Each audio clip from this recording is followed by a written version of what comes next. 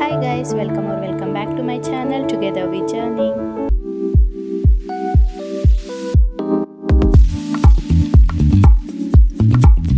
Guys ಇವತ್ತಿನ video ಏನಪ್ಪ ಅಂದರೆ ಎಲೆಕೋಸಿಂದ ಗೋಬಿ ಯಾವ ಥರ ಮಾಡೋದಂತ ತೋರಿಸ್ಕೊಡ್ತಾ ಇದ್ದೀನಿ. ಫಸ್ಟು ಒಂದು ಎಲೆಕೋಸು ತೊಗೊಂಡಿದ್ದೀನಿ, ಅದಾದಮೇಲೆ ಅರ್ಧ ಮಾತ್ರ ತೊಗೊಂಡಿದ್ದೀನಿ. ನಾನು ಇದರಲ್ಲಿ ಕ್ಲೀನಾಗಿ ಚಿಕ್ಕ ಚಿಕ್ಕದಾಗೆ ಕಟ್ ಮಾಡ್ಕೊತಾ ಇದ್ದೀನಿ.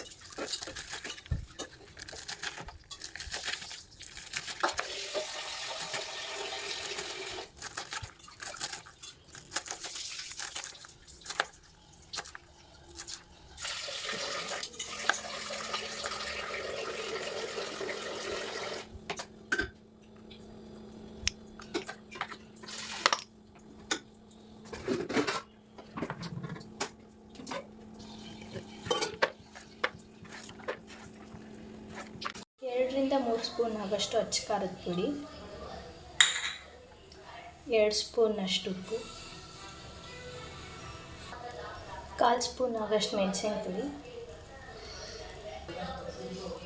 ಸ್ವಲ್ಪ ಧನಿಯಾ ಪೌಡರು, ಒಂದು ಸಣ್ಣ ಬೌಲಷ್ಟು ಅಕ್ಕಿ ಪೌಡರ್ ತೊಗೊಂಡಿದ್ದೀನಿ, ಸ್ವಲ್ಪ ಕ್ರಿಸ್ಪಿಯಾಗಿ ಬರುತ್ತೆ ಅಂತ.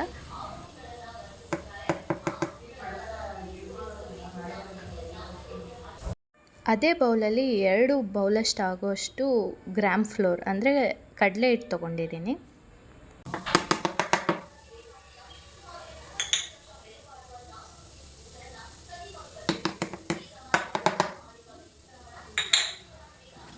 ಈಗ ನಾರ್ಮಲಾಗಿ ಒಂದು ಸತಿ ಕಲಿಸ್ಕೊಂಡು ಅದಾದಮೇಲೆ ನೀರನ್ನ ಸ್ವಲ್ಪ ಹಾಕ್ಕೊಂಡು ಕಲಿಸ್ಕೋಬೇಕು. ಯಾಕೆ ಅಂದರೆ ಎಲೆಕೋಸು ಸ್ವಲ್ಪ ನೀರು ಬಿಟ್ಕೊಳ್ಳುತ್ತಲ್ವ, ಸ್ವಲ್ಪ ಜಾಸ್ತಿ ತೆಳ್ಳಗಾಗೋಗುತ್ತೆ.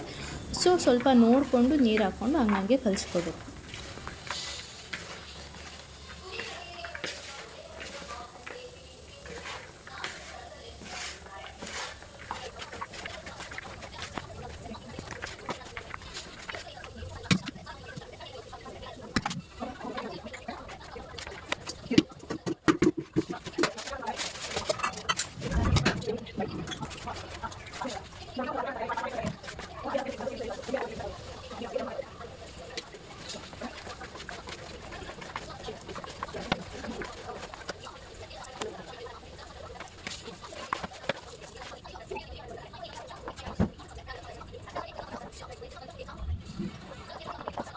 ಒಂದು ಬಾಣಲಿಲಿ ಎಣ್ಣೆ ಹಾಕ್ಕೊಂಡು ಸ್ವಲ್ಪ ಪ್ರೀಹೀಟ್ ಮಾಡ್ಕೊಬೇಕು.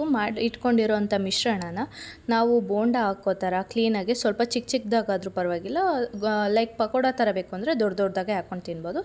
ಗೋಬಿ ಬೇಕು ಅಂದರೆ ಸ್ವಲ್ಪ ಚಿಕ್ಕದಾಗಿ ಹಾಕ್ಕೋಬೇಕು. ಆ್ಯಂಡ್ ಇದನ್ನು ನಾವು ಪಕೋಡ ಥರ ನಾರ್ಮಲಾಗಿ ಟೀ ಜೊತೆನೂ ತಿನ್ಬೋದು. ನೆಕ್ಸ್ಟು ಒಂದು ಬಾಣಲಿಗೆ 4ರಿಂದ 5 ಸ್ಪೂನ್ ಆಗೋಷ್ಟು ಎಣ್ಣೆ ಹಾಕ್ಕೊಂಡು ಸ್ವಲ್ಪ ಪ್ರೀಹೀಟ್ ಮಾಡ್ಕೊಬೇಕು. ಬಿಸಿ ಆಗಿದೆಯಾ ಅಂತ ನೋಡ್ಕೊಂಡು ಆಮೇಲೆ ಸ್ವಲ್ಪ ಚಿಕ್ಕದಾಗಿ ಚಾಪ್ ಮಾಡಿ ಇಟ್ಕೊಂಡಿರೋ ಅಂದರೆ ಸ್ವಲ್ಪ ಸಣ್ಣದಾಗಿ ಇಟ್ಕೊಂಡಿರೋವಂಥ ಬೆಳ್ಳುಳ್ಳಿ ಮತ್ತು ಶುಂಠಿ ಹಾಕ್ಕೋಬೇಕು.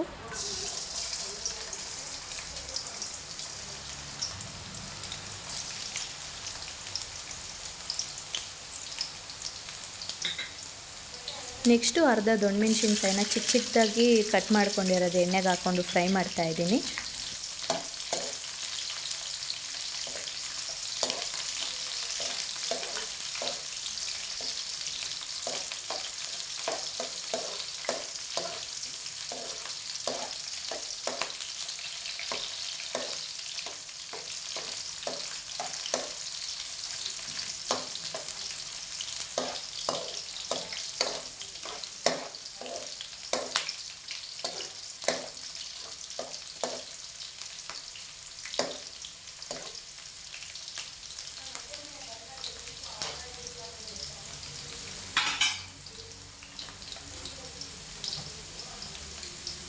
ಕ್ಯಾಪ್ಸಿಕಮ್ ಬೆಂದಿದ ತಕ್ಷಣ ಉದ್ದಕ್ಕೆ ಕಟ್ ಮಾಡಿರೋಂಥ ಈರುಳ್ಳಿ ಹಾಕ್ಕೋತಾ ಇದ್ದೀನಿ. ಜಾಸ್ತಿ ಫ್ರೈ ಮಾಡೋಕ್ಕೆ ಹೋಗಬೇಡಿ, ಸ್ವಲ್ಪ ಕಡುಮ್ ಅಂತ ಸಿಗೋ ಥರನೇ ಇರಲಿ.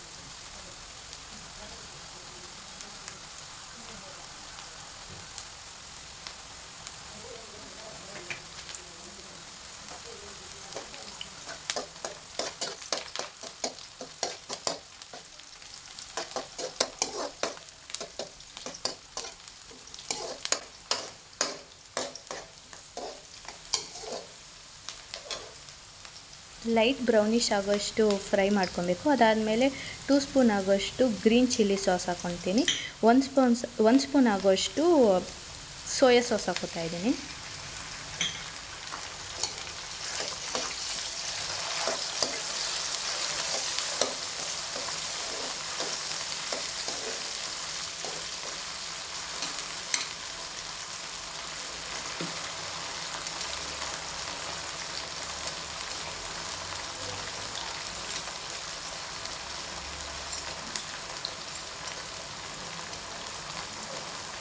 ಕ್ಲೀನಾಗಿ ಬಾಡಿಸ್ಕೊಂಡಿದ್ದಾದಮೇಲೆ ಸ್ವಲ್ಪ ಕೆಚಪ್ ಹಾಕ್ಕೋತಾ ಇದ್ದೀನಿ, ಟೊಮೆಟೊ ಸಾಸನ್ನು.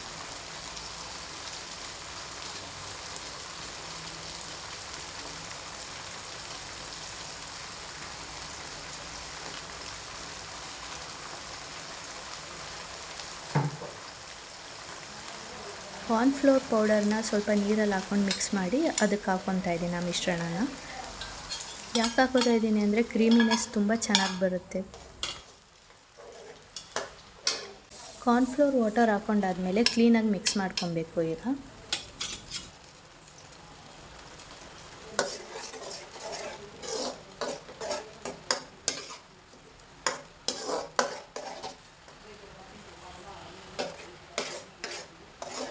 ಸ್ವಲ್ಪ ಹಂಗೆ ಸ್ಟಿರ್ ಮಾಡ್ತಾ ಒಂದು ಟೆಕ್ಸ್ಚರ್ಗೆ ಬರುತ್ತೆ, ಕ್ರೀಮಿ ಟೆಕ್ಸ್ಚರ್ಗೆ. ನೋಡಿ, ನೀವೇ ನೋಡ್ಬೋದು.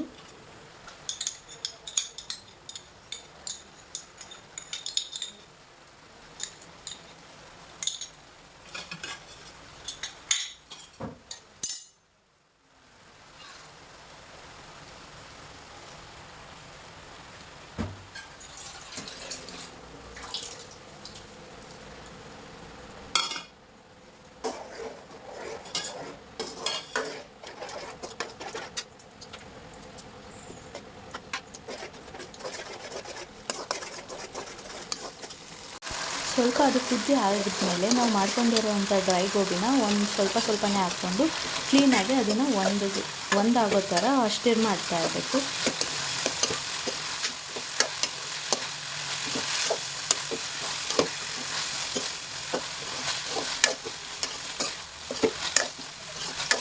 ನೀವೇ ನೋಡಿ ಎಷ್ಟು ಕ್ರೀಮಿಯಾಗಿ ಶೈನಿಯಾಗಿ ಬರ್ತಿದೆ. ಸೊ ಮನೆಯಲ್ಲೇ ಮಾಡಿಕೊಂಡು ತಿನ್ಬೋದು, ಈಸಿಯಾಗೂ ಇದೆ ರೆಸಿಪಿ.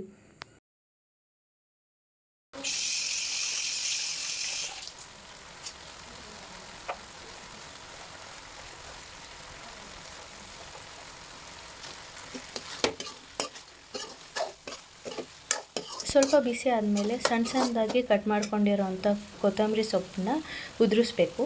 ಸೊ ಡ್ರೆಸ್ಸಿಂಗಿಗೆ ಚೆನ್ನಾಗಿ ಕಾಣಿಸುತ್ತೆ ಅಂತ. ಹೇಗಿದೆ ಅಂತ ರೆಸಿಪಿ ಟ್ರೈ ಮಾಡಿ ಕಮೆಂಟ್ ಸೆಕ್ಷನಲ್ಲಿ ತಿಳಿಸಿ.